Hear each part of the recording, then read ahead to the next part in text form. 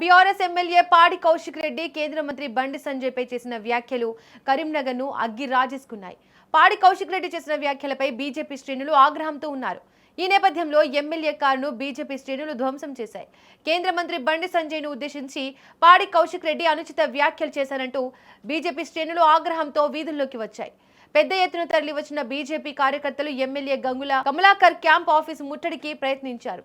ఈ క్రమంలో అక్కడ ఉన్న బీఆర్ఎస్ నేత పాడి కౌశిక్ రెడ్డి కారుపై బీజేపీ కార్యకర్తలు రాళ్లతో దాడి చేశారు. ఈ దాడిలో కౌశిక్ రెడ్డి కారు అద్దాలు ధ్వంసమయ్యాయి.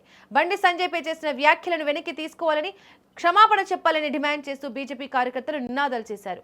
క్యాంప్ ఆఫీస్ వద్దకు భారీగా చేరుకున్న కార్యకర్తలను అడ్డుకోవడానికి పోలీసులు తీవ్రంగా ప్రయత్నించారు. పరిస్థితి అదుపు తప్పుతుండటంతో పోలీసులు బీజేపీ శ్రేణులపై లాఠీచార్జ్ చేసి వారిని చెదరగొట్టారు. ఈ తోపులాటలో పలువురు కార్యకర్తలకు స్వల్ప గాయాలైనట్లు తెలుస్తోంది. ప్రస్తుతం గంగుల కమలాకర్ క్యాంప్ ఆఫీసు వద్ద భారీగా పోలీసులు బలగాలు మోహరించాయి. కరీంనగర్ పట్టణంలో అదనపు సిబ్బందితో నిఘా పెంచారు.